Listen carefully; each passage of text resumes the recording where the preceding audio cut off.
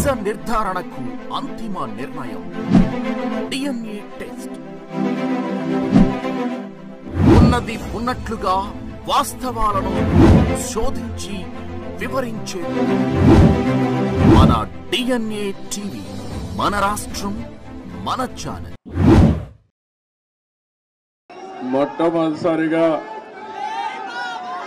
4వసారి ముఖ్యమంత్రిగా ప్రమాణ స్వీకారం చేసిన తర్వాత హైదరాబాద్కు వచ్చాను. ఎన్టీఆర్ ట్రస్ట్ బిల్డింగ్కి వచ్చాను. నా ఆత్మీయులందరినీ ఒకసారి కలిసి అభినందనలు తెలియజేయాలి, కృతజ్ఞతలు తెలియజేయాలి అనే ఉద్దేశంతో ఇక్కడికి వచ్చినప్పుడు మీరు చూపించే అభిమానం చూస్తా ఉంటే నాకెంతో ఆనందం, నాకొక ఉత్సాహాన్ని కూడా మిమ్మల్ని చూస్తా ఉంటే ఇంకా ఎక్కువ చేయాలనే ఉత్సాహం వస్తా ఉంది. వేదిక పైన, వేదిక ముందర ఉన్నటువంటి నాకు ప్రాణ సమానమైన తెలుగుదేశం పార్టీ కుటుంబ సభ్యులందరికీ పేరు పేరున మనస్ఫూర్తిగా నమస్కారాలు, అభినందనలు. ఈరోజు ఇక్కడ మొన్న ఎలక్షన్ లో కూడా మనం పోటీ చేయలేదు, కానీ కార్యకర్తలు చూస్తే ఎక్కడి నుంచి వచ్చారో నాకు తెలియదు, కానీ ఇంత పెద్ద ఎత్తున రాగలిగారంటే అది తెలుగుదేశం పార్టీ బలం. నేను వచ్చింది మీ అందరికి కూడా, మీరందరూ ప్రత్యక్షంగా పరోక్షంగా నా గెలుపు కోసం పనిచేశారు ఆంధ్రప్రదేశ్లో. అలాంటి మీ అందరికి కూడా ధన్యవాదాలు, కృతజ్ఞతలు. ఒక్క విషయం మనం గుర్తుపెట్టుకోవాలి, మహానాయకుడు, యుగ పురుషుడు నందమూరి తారక రామారావు గారు తెలుగుదేశం పార్టీ పెట్టింది ఈ గడ్డపైనే.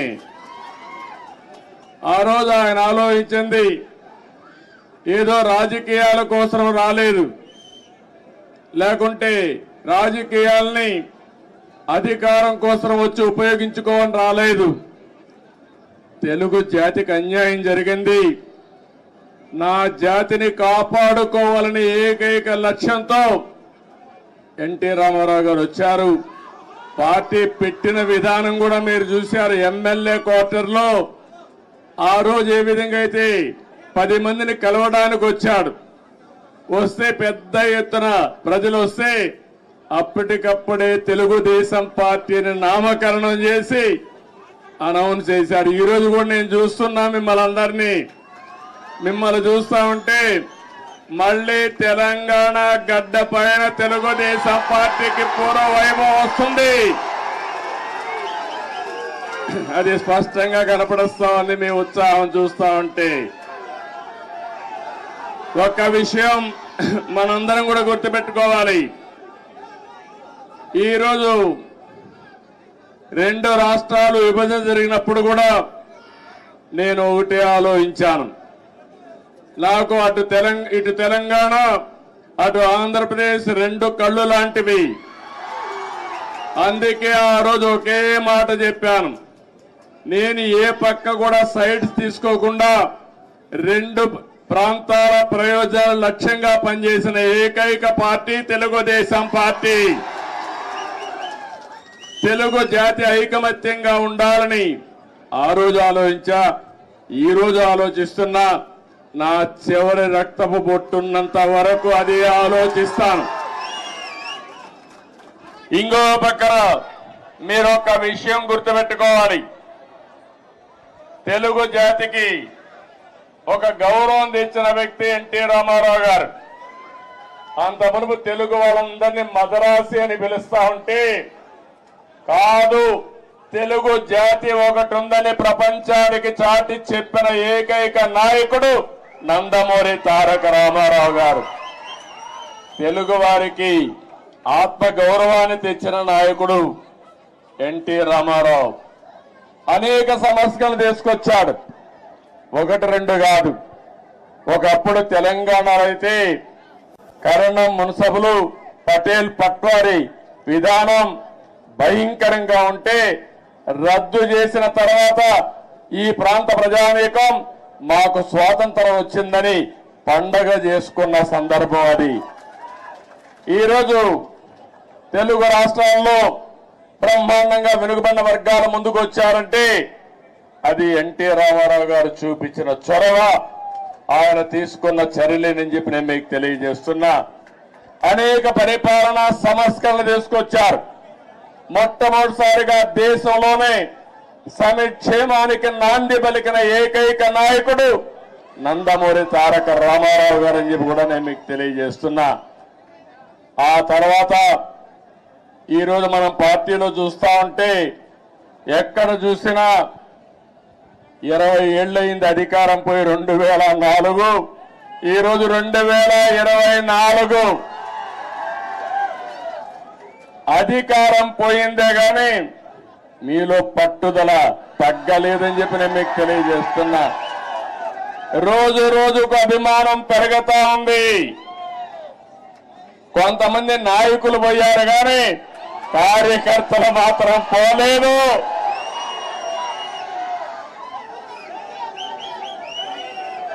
తెలుగు జాతి ఉన్నంత వరకు తెలుగుదేశం పార్టీ జెండా రెపరెపలాడుతుంది. ఇది ఎవ్వరు కూడా తుడిచి పెట్టలేరు. ఏ విధంగా అయితే నందమూరి తారక రామారావు గారు తెలుగు జాతి ఉన్నంత వరకు తెలుగు వారి గుండెల్లో ఉంటారో అదే విధంగా తెలుగు జాతి ఉన్నంత వరకు పసుపు జెండా ఎగరతానే ఉంటుంది. అయితే ఈ సందర్భంగా మనం కొన్ని విషయాలు కూడా మాట్లాడుకోవాల్సిన అవసరం ఉంది. ఈరోజు మనం చూస్తే తెలుగు జాతి కూడా అనేక సంక్షోభాలు ఎదుర్కొంది. నేను కూడా తెలుగుదేశం పార్టీ నాయకులు కార్యకర్తలు కూడా అనేక సంక్షోభాలు ఎదుర్కొన్నాం. కానీ ప్రతి ఒక్క సంక్షోభాన్ని ఒక అవకాశంగా మలుచుకుని తిరుగులేని శక్తిగా తెలుగుదేశం పార్టీ ఎదుగుతూనే వచ్చింది. భవిష్యత్తులో కూడా ముందుకు పోతాదని చెప్పి నేను మీకు తెలియజేస్తున్నా. నన్ను జైల్లో పెట్టారు ఏ కారణం లేకుండా. కానీ ఆ రోజు హైదరాబాద్ లో మీరు చూపించిన చొరవ నా జీవితంలో ఎప్పుడూ మర్చిపోలేను. ఇప్పుడు సెంటర్ లో గాని అదే మాదిరిగా గచ్చిబౌలిలో మీటింగ్ పెడితే రెచ్చిపోయిన ఉత్సాహంతో నాయకులు లేకపోయినా మేమే నాయకులు అని చెప్పి లక్షల మంది వచ్చారంటే అది నా జీవితంలో ఎప్పుడూ మర్చిపో. జైల్లో ఉండి చూసి నేను చేసిన పనికి నేను చేసిన అభివృద్ధి గుర్తుపెట్టుకుని నాకు సంఘీభావాన్ని తెలియజేశారంటే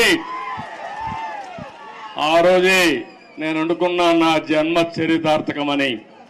ఇక్కడే కాదు ప్రపంచం మొత్తం అన్ని 70-80 దేశాలు, ఆ దేశాల పేర్లు కూడా నాకు తెలియవు కానీ తెలుగు వారు అక్కడికి వెళ్ళి 53 రోజులు రోడ్డెక్కి నిరసనలు తెలియజేశారు.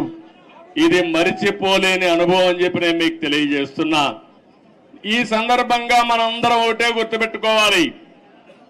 ఈరోజు రాష్ట్రంలో తెలుగు జాతి ఎన్టీ రామారావు గారిని ఎప్పుడూ మరిచిపోలేరు. అదే సమయంలో ఈ దేశానికి ఒక దిశ చూపించిన వ్యక్తి పివి నరసింహారావు గారు అని చెప్పి కూడా నేను మీకు తెలియజేస్తున్నా. ఆర్థిక సంస్కరణలు 1991లో పివి నరసింహారావు గారు మొట్టమొదటిసారిగా అమలు చేశారు. అప్పటి నుంచి ఈ దేశంలో సంపద సృష్టించడం సులభమైంది. అలాంటి ఇద్దరు నాయకులు ఈ గడ్డ మీద పుట్టడం తెలుగు వారి అదృష్టం అని చెప్పి మరొకసారి తెలియజేస్తున్నా. ఎంతో మంది నాయకులు పోరాడారు, ఎన్నో త్యాగాలు చేశారు. కానీ ఇటీవల కాలంలో ఈ ఇద్దరు నాయకుల యొక్క సమాజం హితం కోసం చేసిన పనులు మనం ఎప్పుడు మర్చిపోలేమని చెప్పి తెలియజేసుకుంటున్నారు. ఇంకో పక్క రాజకీయం అంటే సొంత వ్యాపారాలు చేసుకోవడం కాదు, భావోద్వేగాలు రెచ్చగొట్టడం కాదు, ప్రజల జీవితాల్లో వెలుగు చూపించగలిగింది నిజమైన రాజకీయం అని చెప్పి కూడా నేను మీకు తెలియజేస్తున్నా. మీరు ఒక్కసారి ఆలోచిస్తే తెలుగుదేశం ముందు, తెలుగుదేశం తర్వాత తెలుగు వారి చరిత్ర రాయాలంటే చాలా సులభంగా రాసే అవకాశం ఉంటుంది. ఇప్పుడు హైదరాబాద్ని మీరు చూస్తున్నారు. 95 ముందు ఒక్కసారి మీరు ఆలోచించుకోండి. జూబ్లీ హిల్స్ ఇదే డెడ్ ఎండ్. ఇప్పుడు చాలా మంది మిత్రులు పత్రికా విలేకరులు వచ్చారు. వీళ్ళందరూ కూడా ఎంతో ఉత్సాహంగా నాకు స్వాగతం పలికారు. ఆ రోజుటి నుంచి ఈ రోజుటి నుంచి ప్రత్యక్ష సాక్షులు రాయడానికి పత్రికా విలేకరులందరూ. ఆ రోజు నేను ఒకటే ఆలోచించాను, తెలుగు వాడికి సత్తా ఉంది, అభివృద్ధి చేసి చూపిస్తామని మొట్టమొదటిసారిగా హైటెక్ సిటీతో ప్రారంభించి, నిన్న కూడా ఫ్లైట్ లో వస్తా ఉంటే చూశాను హైటెక్ సిటీని.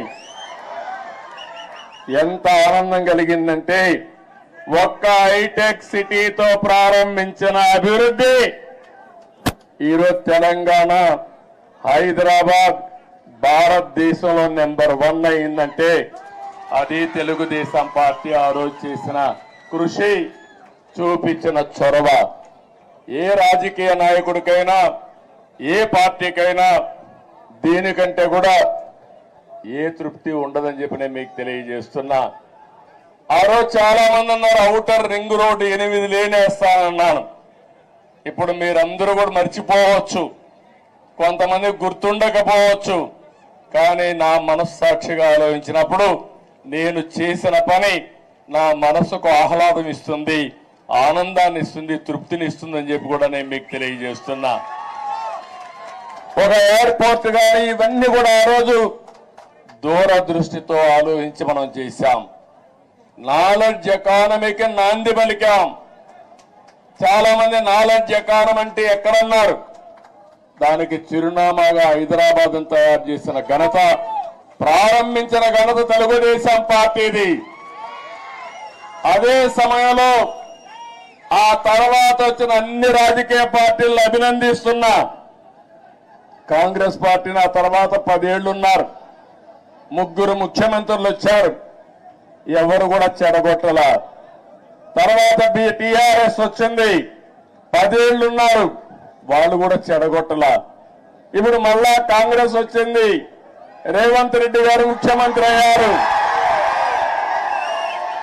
మళ్ళా అభివృద్ధిని ముందుకు తీసుకుపోతున్నారు. అందుకే నేను నిన్న కూడా నేను ముఖ్యమంత్రి అవుతానే నేనే లెటర్ రాశాను రేవంత్ రెడ్డి గారికి, గౌరవ ముఖ్యమంత్రి గారికి. 2 రాష్ట్రాల మధ్య కొన్ని సమస్యలు ఉన్నాయి, ఈ సమస్యల్ని పరిష్కారం చేద్దాం, నేను వచ్చి మిమ్మల్ని కలుస్తానని నేనే చొరవ తీసుకున్నాను. దానికి తెలంగాణ ముఖ్యమంత్రి సానుకూలంగా స్పందించారు. అందుకు ఈ సభ ద్వారా కూడా మనస్ఫూర్తిగా ధన్యవాదాలు తెలియజేస్తున్నాను. తెలుగు జాతి ఒకటి, అన్నదమ్ములు విడిపోతాం, విడిపోతే చిన్న చిన్న సమస్యలు వస్తాయి, భావోద్వేగాలు ఉంటాయి. కానీ అది శాశ్వతంగా ఉండకూడదు. ఎప్పుడైనా అన్నదమ్ములు విడిపోయినా బయట వాళ్ళు మన మీదకి వస్తే మన ఇద్దరం ఒకటేనని చెప్పి నిరూపిస్తామనా కాదా అని మిమ్మల్ని అడుగుతున్నా. ఆ ఐకమత్యం ఇక్కడ ఉండాల్సిన అవసరం ఉంది. మన జాతి ఒకటే, తెలుగు జాతి, మనం మాట్లాడే భాష ఒకటే, తెలుగు భాష. భాషను కాపాడుకోవాలి, జాతి ప్రయోజనాలు పరిరక్షించుకోవాలి. 2 రాష్ట్రాలు కూడా బాగుపడాలి, ముందుకెళ్ళాలి. అదే తెలుగుదేశం పార్టీ ధ్యేయం కూడా, అవునా కాదా మీరే ఆలోచించుకోవాల్సిన అవసరం ఉంది. ఇంకొక పక్కన మీరు ఒకసారి చూస్తే 2 రాష్ట్రాలు విడిపోయిన తర్వాత, అన్నాదమ్ములు విడిపోయిన తర్వాత ఎవరి కుంపటి వాళ్ళదే. కష్టపడితే సుఖపడతారు, ఎక్కువ సంపాదించుకుంటే ఆనందంగా ఉంటారు. అయితే అదే సమయంలో ఏదైనా కలిసి పనిచేస్తే ఒక న్యూ ఎనర్జీ కూడా వస్తుంది. ఇద్దరు ఐకమత్యంగా ఉంటే ఐకమత్యం చాలా బలాన్ని ఇస్తుంది. ఒకప్పుడు 42 మంది ఎంపీలు ఉండేవాళ్ళు ఆంధ్ర రాష్ట్రంలో. దగ్గర దగ్గర ఒక 18 మందో 16 మందో రాజ్యసభ మెంబర్లు ఉండేవారు. ఇప్పుడు 2 రాష్ట్రాలు విడిపోయిన తర్వాత తగ్గిపోయినాయి. కానీ ఏ సమస్య వచ్చినా నేను ఒకటే చెప్తున్నాను, నాకు ఆంధ్రప్రదేశ్ అనే తెలంగాణని కాకుండా 2 రాష్ట్రాల ప్రయోజనాలు, తెలుగు జాతి ప్రయోజనాలు కాపాడడానికి ముందరుంటాను. కొంతమంది ఆలోచిస్తున్నారు గొడవలు పెట్టుకుంటే సమస్యల పరిష్కారం అవుతాయని. గొడవలు పెట్టుకుంటే నీళ్లు రావు, సమస్యల పరిష్కారం కావు, అభివృద్ధి జరగదు. దానివల్ల లాభం కంటే ఎక్కువ నష్టం వస్తుంది.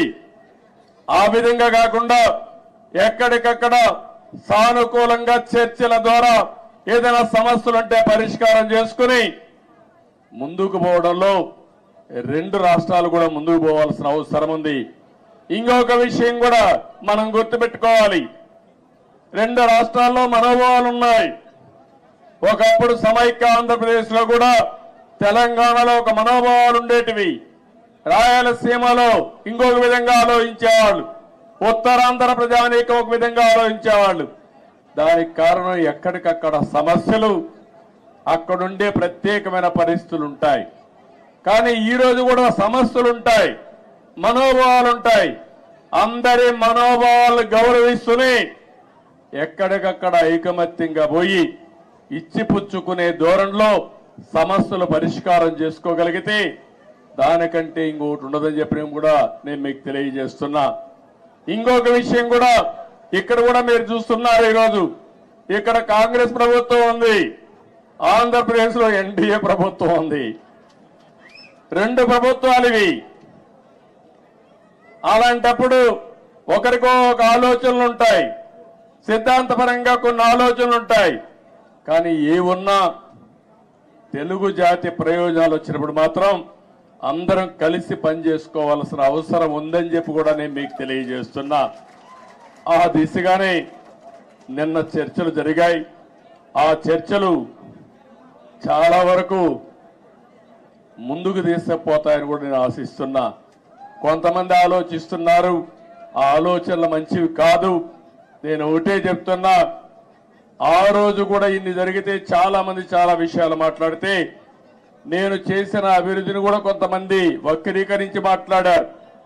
కొంతమంది అన్నారు నువ్వు మొత్తం హైదరాబాద్ నే అభివృద్ధి చేశావు కాబట్టి రాష్ట్రం విడిపోయిందని కూడా శాపనార్థాలు పెట్టిన వాళ్ళు కొంతమంది ఉన్నారు నా మీద. నేను ఒకటే ఆ రోజు చెప్పాను, ఆ రోజు కానీ ఈ రోజు కానీ ముందు ఒక ప్రాంతం అభివృద్ధి కావాలి, అది రాజధానితో ప్రారంభమవుతుంది, అది చివరికి మారుమూల ప్రాంతాలకు కూడా స్ప్రెడ్ అవుతుందని చెప్పి ఆ రోజు చెప్పా. ఆ విషయం చాలా మంది మర్చిపోయి అనేక విధాలుగా మాట్లాడే పరిస్థితికి వచ్చారు. ఈ రోజు ఒక్క ఉదాహరణ చెబుతున్నాను మీ అందరికీ. తెలంగాణ ఆంధ్రప్రదేశ్ రాష్ట్రాలు 2 రాష్ట్రాలుగా విడిపోయాం.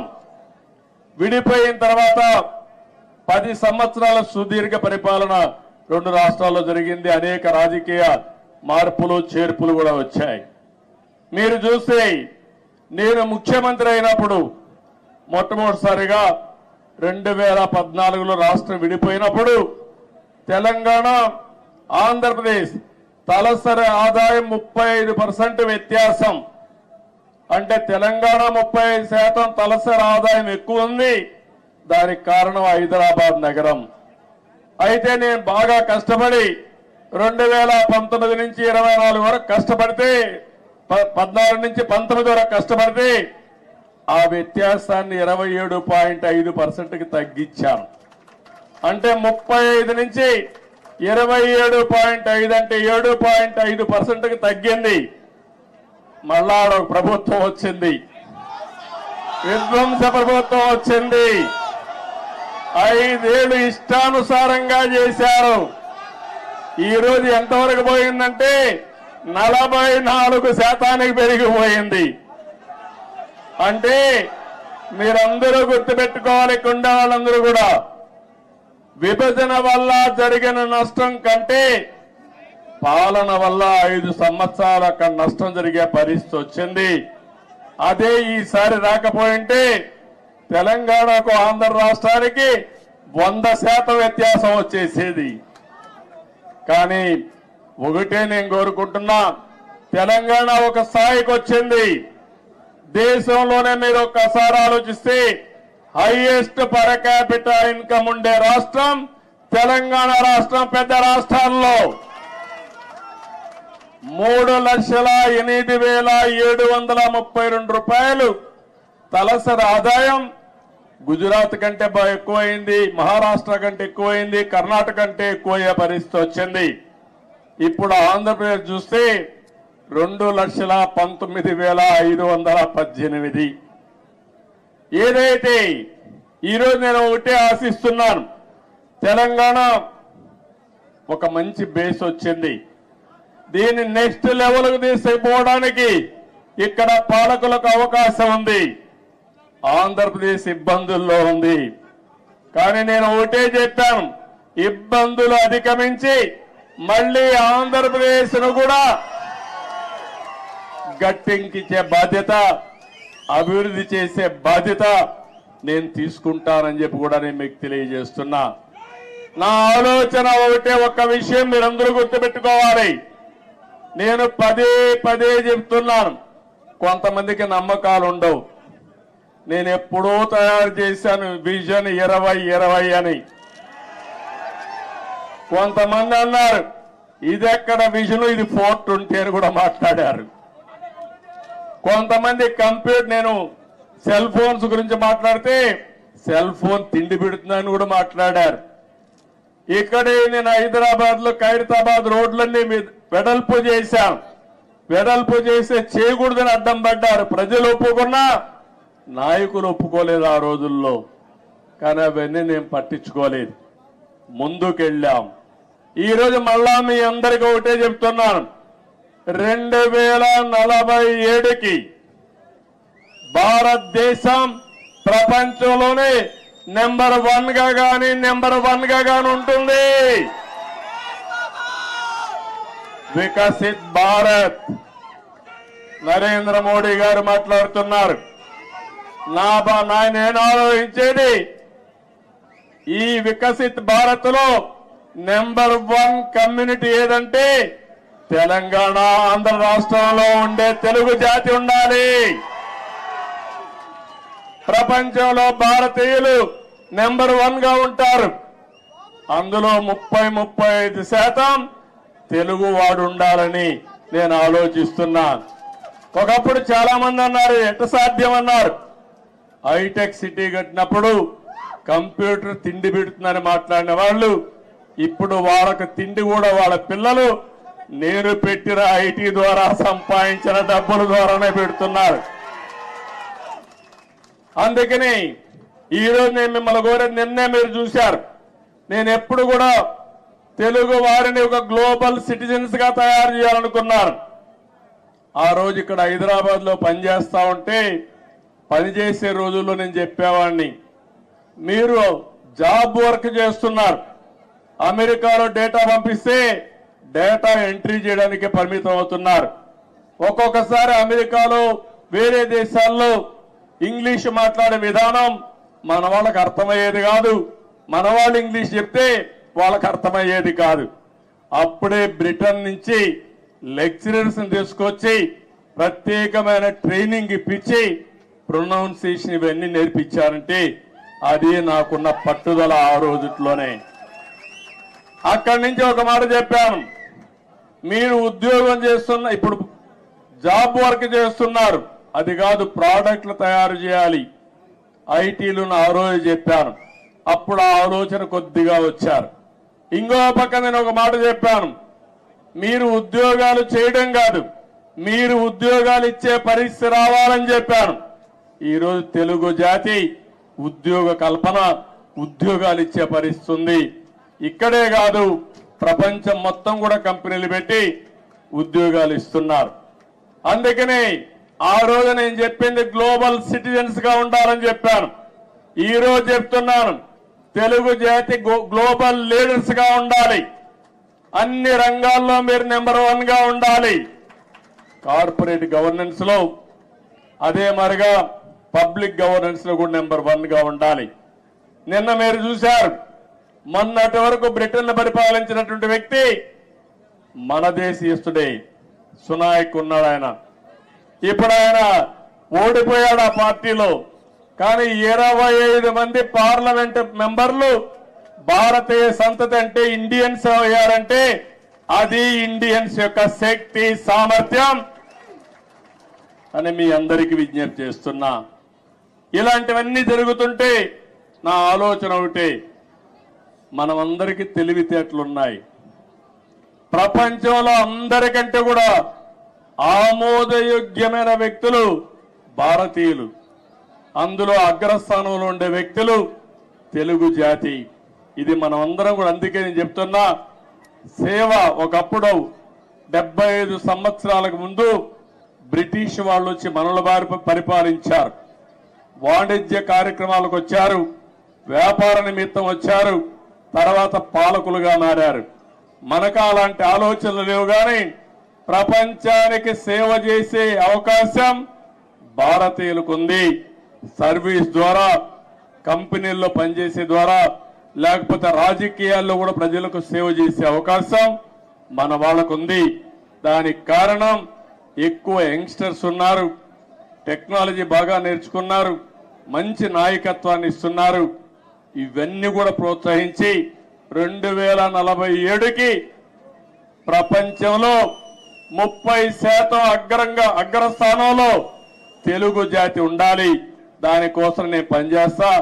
నాకు తెలంగాణ అని, ఆంధ్ర అని కాదు, తెలుగు వారి అభివృద్ధి కోసం నిరంతరం పనిచేస్తారని మరొక్కసారి మీ అందరికీ తెలియజేస్తున్నా.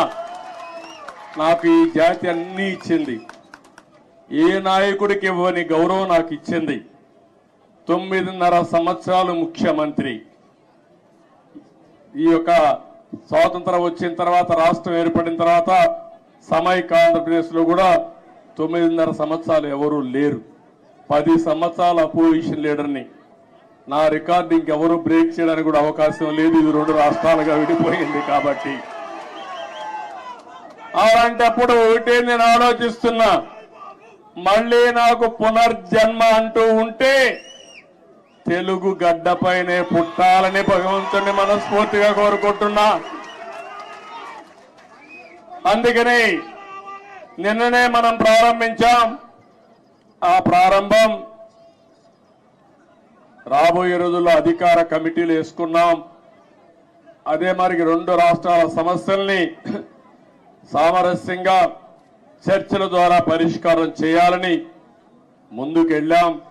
ఇంకా రాబోయే రోజుల్లో అవన్నీ ఒక దారికి తీసుకుపోయి, రాజకీయాలు ఎన్నైనా ఉండొచ్చు కానీ ఆ రాజకీయాలు జాతి ప్రయోజనాలే ముఖ్యంగా మనం పనిచేస్తే ఏ సమస్య ఉండదని చెప్పి కూడా నేను మీకు తెలియజేస్తున్నా. ఈరోజు మీరు ఒక్కసారి చూస్తే నేను తిరగని ప్రాంతం లేదు తెలుగు నేల పైన. ఆదిలాబాద్ మొదలుకొని శ్రీకాకుళం వరకు తెలియని గ్రామం లేదు, తెలియని ప్రజానీకం లేదు.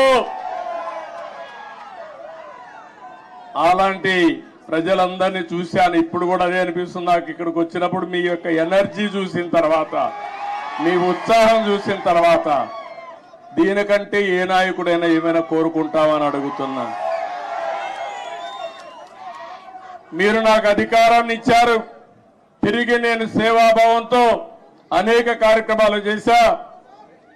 అది నా జీవితంలో దానికంటే ఇంకేం కోరుకునేది లేదు.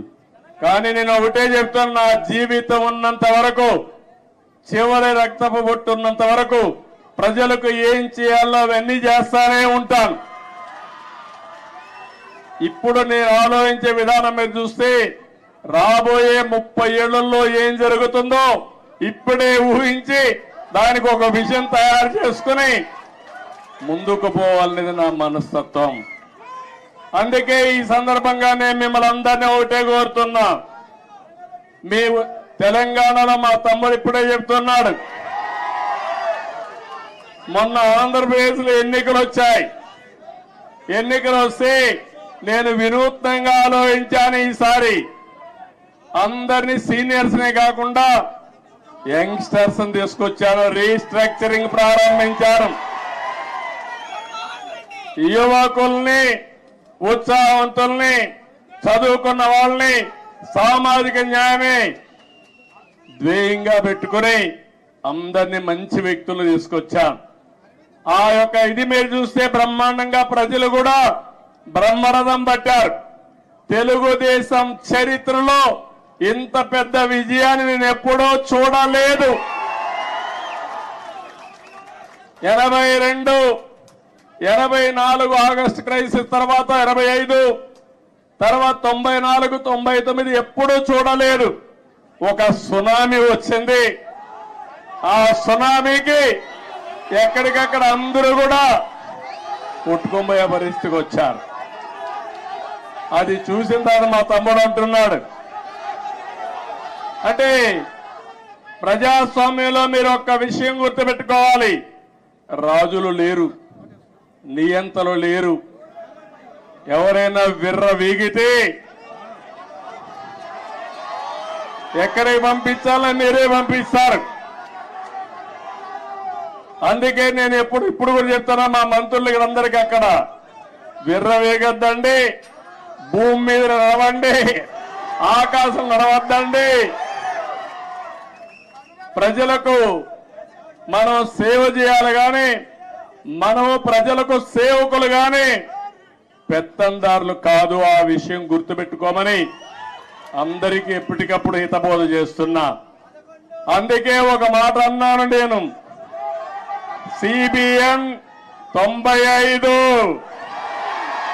2024 కాదు, సిబిఎన్ 95లో ఏ విధంగా పనిచేశాడో అదే విధంగా పనిచేస్తానని నిన్నే చెప్పాను. ఆ రోజుట్లో మీరు నాతో తిరిగిన వాళ్ళు ఇక్కడ ఈ గడ్డ మీద చూసుంటారు.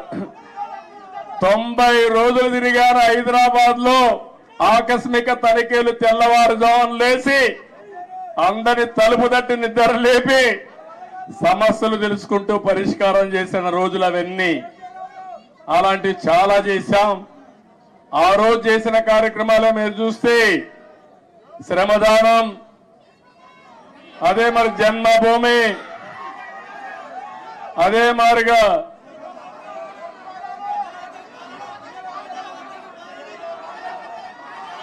ఒకటి రెండు కాదు, నేను చేసిన ప్రోగ్రాలు మీరే ఎక్కువగా మాట్లాడుతున్నారు. ఆ రోజు పరిపాలన ఒక ఉద్యమ స్ఫూర్తితో తీసుకుపోయినా అవునా కాదా అని అడుగుతున్నా. కొత్త కొత్త ఆలోచనలు చేశాం. ఆ ఆలోచనల్ని ఎక్కడికక్కడ అమలు చేశాం. నన్ను అడిగారు, నేను సైబరాబాద్ అంటే కొంతమంది నన్ను ఎగతాళి చేశారు, ఏంటిది ఒక కొత్త విషయం మాట్లాడుతున్నామని. ఆ రోజు సికింద్రాబాద్, హైదరాబాద్ ఉంది. నేను ఆలోచించాను ఏ పేరు బాగుంటుందని.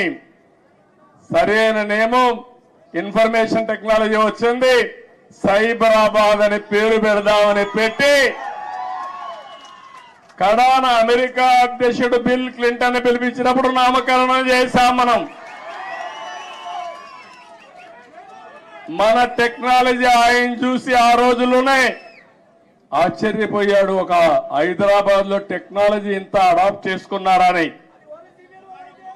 అది నా స్వార్థం కోసమో కొంతమంది స్వార్థం కోసం కాదు, జాతి ప్రయోజనాల కోసం మనం చేయడం జరిగింది. ఇక్కడుండే నాయకులందరికీ మీ అందరికీ ఒకటే చెప్తున్నాను, 20 ఏళ్లుగా అపోజిషన్ లో ఉన్నాం. తెలంగాణలో కూడా తెలుగుదేశం పార్టీ ఉండాలనా లేదా అని మిమ్మల్ని అడుగుతున్నా.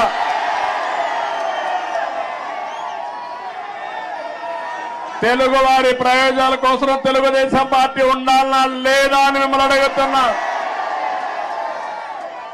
తెలంగాణ గడ్డ పైన పుట్టిన పార్టీ ఉండాలనా లేదా అని అడుగుతున్నా. తప్పకుండా ఇక్కడ పార్టీ కోసం పనిచేసిన కార్యకర్తలు ఉన్నారు. తొందరలోనే పార్టీని రీస్ట్రక్చరింగ్ చేస్తాం. మళ్ళా యువకుల్ని ప్రోత్సహిస్తా, యువ రక్తాన్ని ఎక్కిస్తాం, చదువుకున్న వ్యక్తులందరినీ కూడా తీసుకొస్తాం. నేను ముందే విధంగా అయితే ఆలోచించానో ఇప్పుడు టెక్నాలజీ కూడా వచ్చింది కాబట్టి ఆంధ్రప్రదేశ్ ఒక విధానం, తెలంగాణ ఇంకొక విధానంతో ఆలోచించి ప్రత్యేకమైన శ్రద్ధ పెట్టి ఒక మంచి పార్టీని అభివృద్ధి చేద్దాం. ఇక్కడ తెలుగుదేశం పార్టీకి ఒక ప్రత్యేకత ఉంది. అధికారం ఉన్నా ప్రతిపక్షంలో ఉన్నా ఎప్పుడూ ప్రజాపక్షంలోనే మనం ఉంటాం. ఈరోజు ఎన్టీఆర్ రామారావు ఎన్టీఆర్ ట్రస్ట్ బిల్డింగ్ ఇది. మీరు పక్కన చూస్తే బ్లడ్ బ్యాంక్ ఉంది. భువనేశ్వరి గారి నాయకత్వంలో స్కూల్స్ పెట్టాం. ఆ రోజు నేను పెట్టిన తర్వాత, నేను రాజకీయాల్లో యాక్టివ్ అయిన తర్వాత ఆ మేనేజ్మెంట్ ఆవిడ చూస్తా ఉంది. ఇంకో పక్క బసవతారకం క్యాన్సర్ హాస్పిటల్ ఈ రోడ్లోనే ఉంది. అది మన నాయకుడి కళ. ఆ రోజు ఆయన ఆలోచించాడు, ఎవరైతే మా అత్తగారు క్యాన్సర్తో చనిపోతే ఇంకొకరి మారిగా చనిపోకూడదని ఆలోచించి క్యాన్సర్ హాస్పిటల్ ప్రారంభించాడు. చేయాలని ఆలోచన వచ్చింది. తర్వాత నేను ముఖ్యమంత్రి అయిన తర్వాత దాన్ని అభివృద్ధి చేశాను. ఇప్పుడు బాలకృష్ణ గారి ఆధ్వర్యంలో బసవతారకం క్యాన్సర్ హాస్పిటల్ ఈ ప్రాంతంలో ఎనలేని సేవలు అందిస్తున్నారు. ఒక ఇన్స్టిట్యూషన్ పెడితే ఎప్పుడు కూడా మీరు ఒక్కసారి గుర్తుపెట్టుకోండి, తెలుగుదేశం పార్టీ ఒకే ఆలోచన. ఆ ఆలోచన ఏ విధంగానైనా సరే ప్రజలకు సేవ చేయాలన్న ఆలోచన తప్ప పెత్తనం చేయాలని కాదనే విషయం మరొక్కసారి మీ అందరికీ గుర్తు చేస్తున్నా. అది ట్రస్ట్ కావచ్చు, రాజకీయ పార్టీ కావచ్చు, ఇవన్నీ కూడా ఆలోచిస్తాం. నేను కూడా పార్టీని రీస్ట్రక్చరింగ్ చేస్తాం, యువకుల్ని ప్రోత్సహిస్తా, ఉత్సాహవంతుల్ని గౌరవిస్తా. మళ్ళీ ఇప్పుడు నేను వేసే ఫౌండేషన్ ఒక 30-40 సంవత్సరాల వరకు పనిచేసే సమర్థమైన నాయకత్వాన్ని తయారు చేసుకుందాం, పార్టీని ముందుకు తీసుకుపోదాం. ఈ సందర్భంలో మీరు చూశారు, ఆంధ్రప్రదేశ్ రాష్ట్రంలో కూడా నేను ఎన్ని ఇబ్బందులున్నా పవన్ కళ్యాణ్ గారు కూడా ముందుకొచ్చి ప్రభుత్వం వ్యతిరేక ఓటు చీలకూడదు, అందరం కలిసి ఒకటిగా ఉందామని నాంది పలికి నేను జైల్లో ఉన్నప్పుడు బేషరత్తుగా వచ్చి తెలుగుదేశం పార్టీతో పొత్తు పెట్టుకుంటామని చెప్పి పొత్తు పెట్టుకున్న వ్యక్తి పవన్ కళ్యాణ్ గారు అని చెప్పి కూడా నేను మీకు తెలియజేస్తున్నా. ఆ తర్వాత బీజేపీ కూడా ముందుకొచ్చి ముగ్గురం కలవాలి, ఆ రాష్ట్రాన్ని పునర్నిర్మాణం చేయాలని చెప్పి ఆలోచించాం. ఇవన్నీ కలయికలు బాగా పనిచేశాయి. అన్నింటికంటే యువగళం బాగా క్లిక్ అయింది. నిజం గెలవాలి కూడా బాగా మహిళల్లోకి వెళ్ళింది. ఒకటి కాదు, అన్ని కార్యక్రమాలు కూడా 1 by 1 బ్రహ్మాండంగా పనిచేశాయి. కడాన నేను ఒక మాట చెప్పాలి, తెలంగాణ నుంచి ఎన్నికల ముందు రోజైతే 60-70 ట్రైన్లు వచ్చాయి. మామూలు కాదు, ఒక్కొక్క ట్రైన్ ఫుల్ గా వచ్చారు. ఏసీ ట్రైన్ లో పట్టరాని విధంగా మనుషులందరి దగ్గర ఒకసారి ఏసీ గాని ఆఫ్ అయిపోతే సఫకేషన్ వస్తే ఏమవుతుందో తెలియదు. అది కూడా పట్టించుకోకుండా ఎట్టి పరిస్థితుల్లో మేము ఓటు వేయాలని ఊరు ఊరు కదిలొచ్చారు.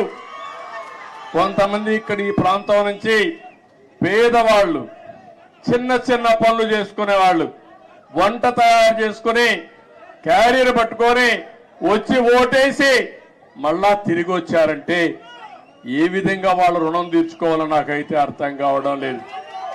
చాలా మంది ఎన్ఆర్ఐలు అమెరికా నుంచి, ఆస్ట్రేలియా నుంచి, ఆఫ్రికా నుంచి, వివిధ దేశాల నుంచి లక్షల రూపాయలు ఖర్చు పెట్టుకుని ఒక ఓటేసిపోయారంటే కొన్ని నెలలు ఇక్కడే ఉండి గ్రామాల్లో తిరిగి పనిచేశారంటే వాళ్ళందరి రుణం తీర్చుకోవాల్సిన అవసరం ఉంది. అందరి కలయిక, అందరూ కలిసి పనిచేయడమే. మొన్న రాష్ట్ర ఎన్నికల్లో ఒక సునామీ వచ్చింది. ఈ సునామీ మా తమ్ముళ్ళు చెప్పినట్టు సైకోనే కాదు, అక్కడ భూతం ఉంది. నేను ఎవరిని రమ్మని అడిగితే వాళ్ళు అంటున్నారు, మీరు బాగానే ఉంది, మీ మీద మాకు నమ్మకం ఉంది, మీకు ట్రాక్ రికార్డు ఉంది, కానీ మీ రాష్ట్రంలో ఒక భూతం ఉంది. ఒకవేళ వస్తే మళ్ళీ మీ ప్రజలు ఎప్పుడైనా ఆలోచిస్తే మళ్ళా ఆ భూతం ముందుకు వస్తే మేము తాను అడిగే పరిస్థితికి వస్తున్నారు. నేను చెప్పాను, ఆ భూతాన్ని పూర్తిగా భూస్థాపితం చేసే బాధ్యత తీసుకుంటాం. రాష్ట్ర ప్రయోజనాలే ధ్యేయంగా పనిచేస్తాం. ఆ రాష్ట్రంలో మీరు చూస్తే రాజకీయాల్లో అర్హత లేని వ్యక్తులు రాజకీయాల్లోకి వస్తే ఏం జరుగుతుందో దానికి నిదర్శనం మొన్న 5 సంవత్సరాలు. ఇప్పుడు నేను నిరూపించాల్సింది రాజకీయాల్లో ఎలాంటి వ్యక్తులు మంచి వాళ్ళు ఉంటే ఏం జరుగుతుందో అది నిరూపించే సమయం వచ్చిందని చెప్పి కూడా నేను మీకు తెలియజేస్తున్నా. ఎక్స్పెక్టేషన్స్ ఎక్కువగా ఉన్నాయి. ఆకాశంలో చాలా మంది ఈ రోజే అయిపోవాలని కూడా ఆలోచిస్తున్నారు. కానీ అక్కడ ఖజానా చూస్తే ఖాళీ అయిపోయింది. పనిచేసే వ్యక్తులు కూడా లేరు. అన్ని సమస్యల సుడిగుండంలో ఉన్నాం. పర్వాలేదు, భగవంతుడు ఎప్పుడు నాకు ఒక ధైర్యాన్ని ఇస్తాడు. ఎప్పుడు కూడా సంక్షోభంలో అవకాశాలు వెతుక్కోవడం నా నైజం. తప్పకుండా మళ్ళా అలాంటి అవకాశాలు ఎదుర్కొని ఎక్కడికక్కడ ముందుకు పోతాం. 95లో అదే జరిగింది. హైదరాబాద్ లో కూడా ఆ రోజు జీతాలు ఇవ్వలేకపోయా. 2004 కంత బెస్ట్ ఎకానమీగా తయారు చేశాం. కష్టాలు తెలిసిన పార్టీ తెలుగుదేశం పార్టీ, ప్రజల ఇబ్బందులు తెలిసిన పార్టీ తెలుగుదేశం పార్టీ. ఇవన్నీ చేస్తామని చెప్పి తెలియజేసుకుంటూ మరొకసారి మీ అందరినీ మనస్ఫూర్తిగా అభినందిస్తున్న ఇక్కడ మీడియా కూడా ఉన్నారు. మాకు సీట్లు లేకపోయినా, ఎన్నికల్లో పోటీ చేయకపోయినా, ఎప్పుడొచ్చినా మా పార్టీ విషయాలు కానీ నన్ను కానీ బాగా ప్రొజెక్ట్ చేసిన మీడియాకు కూడా మనస్ఫూర్తిగా ధన్యవాదాలు. ఇక్కడ కూడా కొన్ని ఉంటాయి, మీడియాలో కూడా బాధ లేదు. ఏది వాస్తవం అవి చెప్తే సరిపోతుంది. కొంతమంది కావాలని ఇప్పుడు కూడా వక్రీకరించి చేస్తూనే ఉన్నారు. ఏం బాధ లేదు. నేను కూడా ఎంతమంది వక్రీకరించి మాట్లాడినా ప్రజలకు మిమ్మల్ని అందరినీ కూడా స్ట్రైటన్ చేసి మేము జవాబుదారీతనమే కాదు, మీడియా కూడా జవాబుదారీతనం తీసుకుడిగా చేయాల్సిన బాధ్యత ఈ ప్రజాస్వామ్యంలో ఉంది. అది కూడా చేద్దామని చెప్పి తెలియజేసుకుంటూ మరొకసారి మీ అందరూ ఒక్కొక్కరే కలవాలనుకుంటారు కానీ సమయం లేదు, ఏమనుకోవద్దండి. సమస్యలు కోకొల్లలు ఉన్నాయి. ఆ సమస్యలన్నీ పరిష్కారం చేయాల్సిన బాధ్యత నాకుంది. తొందరలోనే మళ్ళీ వస్తా, పార్టీ ఆఫీసులు టైం ఇస్తా, అందరితో కలుస్తా. ముందు అక్కడ సెట్ చేసి మళ్ళా మీ దగ్గరకు వచ్చి ఎప్పటికప్పుడు మీకు అందుబాటులో కూడా ఉంటానని చెప్పి తెలియజేసుకుంటూ మరొక్కసారి ఈ రోజు మీ ఉత్సాహం చూశాను, అభిమానం చూశాను. నా జీవితంలో ఎప్పుడూ మర్చిపోలేను. ఇవన్నీ ఒక్కొక్క నాయకుడికి ఒక్కొక్క సమయంలో మధుర స్మృతులుగా జ్ఞాపకం ఉంటాయి. నేను ఎవరిని ఈరోజు రమ్మని కూడా పిలవలేదు, కానీ ఈ పార్టీకి ఇక్కడికి వచ్చి 10 మందికి ధన్యవాదాలు తెలియచేయాలనే ఉద్దేశంతో వచ్చా. ఆ సందర్భంగా ఇంత పెద్ద ఎత్తున వచ్చారు. మీ అందరికీ పేరు పేరున మనస్ఫూర్తిగా కూడా శిరస్సు వంచిన నమస్కారాలు తెలియజేసుకుంటూ, మీకే కాకుండా తెలంగాణ మారుమూల ప్రాంతాల్లో ఉండే తెలుగుదేశం పార్టీ శ్రేయోభిలాషులందరికీ మనస్ఫూర్తిగా అభినందనలు, ధన్యవాదాలు తెలియజేసుకుంటూ అందరికీ నమస్కారాలు. జై హింద్, జై తెలుగుదేశం, జై తెలంగాణ.